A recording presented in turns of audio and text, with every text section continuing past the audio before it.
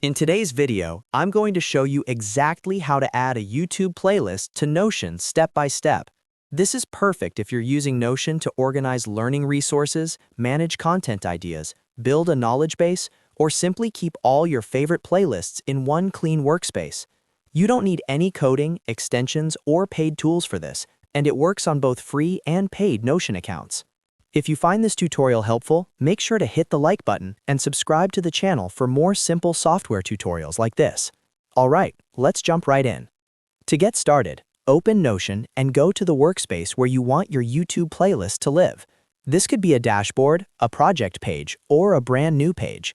If you want to create a new page, click on the New Page option in the sidebar. You can give this page a name, like YouTube Playlists, Learning Hub, or anything that makes sense for your workflow. Once you're inside the page, click anywhere on the empty space so you can start typing. Now, this is where the magic happens. Type YouTube Playlist, or you can simply type /YouTube if you prefer using / commands. Notion will automatically start showing you a list of blocks you can insert. Look through the options and find the one called Embed.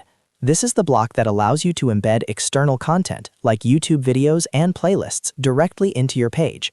Click on Embed to continue. After clicking Embed, Notion will ask you to paste a link.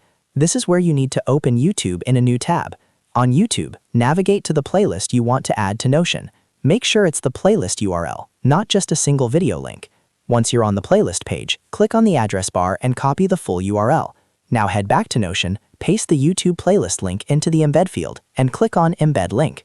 Notion will take a second to load, and then your YouTube playlist will appear directly inside the page. You'll be able to scroll through the playlist, see all the videos, and even play them without leaving Notion. You can resize the embed, move it around the page, or place it inside columns depending on how your layout is set up. This is extremely useful if you're building a study system, a content planning board, or a resource library. One quick tip here is to label your embeds clearly. You can add a heading above the playlist with the name of the playlist or what it's for, so everything stays organized as your Notion workspace grows. And that's it.